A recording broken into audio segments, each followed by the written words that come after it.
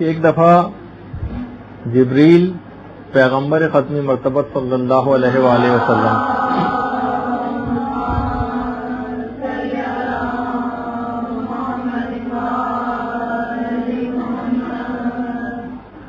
پیغمبر اسلام کی خدمت میں آ کر کہتے ہیں کہ یا رسول اللہ، لوگ 6 باتوں کی وجہ سے ایک دوسرے پر بہت فخر کرتے ہیں.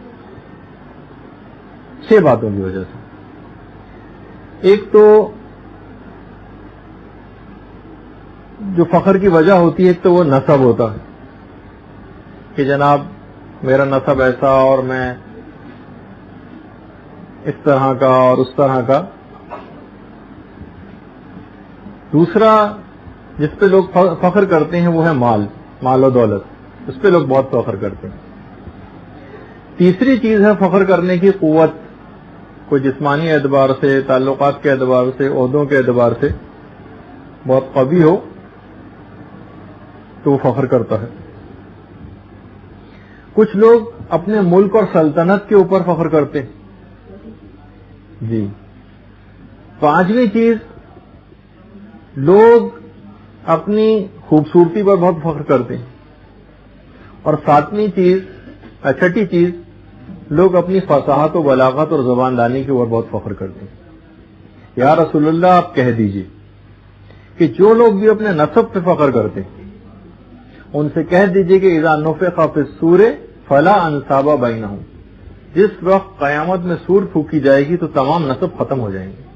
یعنی اگر کسی کے دماغ میں اس طرح کا کوئی تکبر آ رہا ہے تو میدان قیامت اور قیامت کے سور پھونکے جانے کو یاد کرے، جس دن کوئی نسب فائدہ نہ دے گا اور تمام انساب ختم ہو جائیں گے.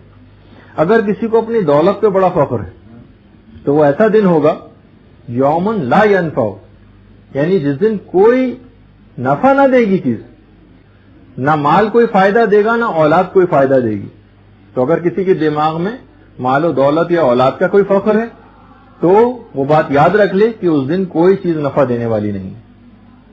ہاں، مگر وہ لوگ کہ جنہوں نے مال کو حلال طریقے سے حاصل کیا اور پروردگار کی راہی میں اس کو خرچ کیا، صرف ان کو فائدہ ملے گا. جو لوگ اپنی قوت و طاقت کے اوپر بڑا فخر کرتے تو ان کو بھی رسول کہہ دیجئے، جو قرآن کی آیت بھی ہے کہ علیہ ملائکۃ، وہ ایسے ملائکہ وہاں پر موجود ہوں گے جو انتہائی طاقتور ہوں گے اور وہ ذرہ برابر بھی پروردگار کی نافرمانی نہ کرتے ہوں گے. تو ان کو دماغ میں رکھے انسان کہ ایسے ملائکہ وہاں پر موجود ہوں گے جو انتہائی طاقتور ہوں گے. اگر کسی کو اپنی خوبصورتی کے اوپر بڑا فخر محسوس ہوتا ہے تو یا رسول کہہ دیجئے تلفح وجوہہم النار، کہ اس دن چہرے آگ میں جلائے جائیں گے.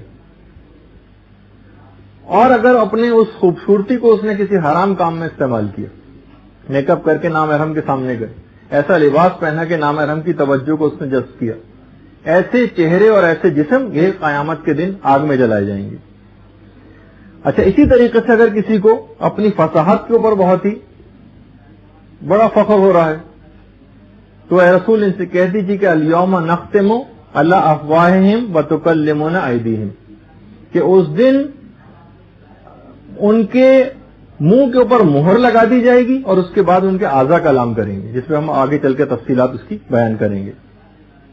اگر کسی کو اپنے ملک اور سلطنت پہ بڑا فخر محسوس ہوتا ہے تو اس دن اے یا رسول اللہ ان کو بتا دیجیے کہ اس دن اعلان ہوگا لمن الملک اليوم للہ الواحد القہار، آج کس کی حکمرانی؟ آج اس واحد قہار خداوند عالم کی حکمرانی.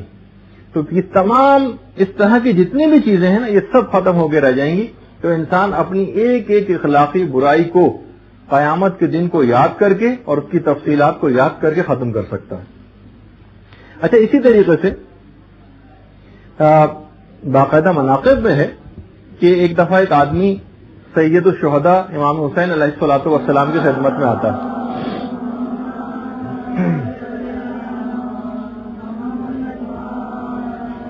دیکھتا ہے کہ مولا بے انتہا رو رہے ہیں، بہت رو رہے ہیں، گریہ فرما رہے ہیں.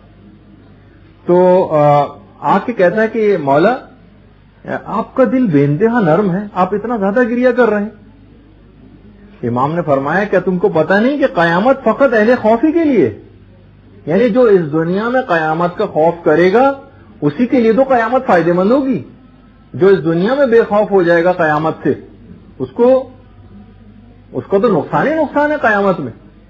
تو جو دنیا میں بہت زیادہ روئے اور خوف کرے اور گریہ کرے اسی کے لیے اصل میں قیامت ہے. اچھا، اب ایسے افراد کے لیے جو دنیا میں بہت زیادہ قیامت سے ڈرتے ہیں، خوف کرتے ہیں اور گریہ کرتے ہیں، فرشتے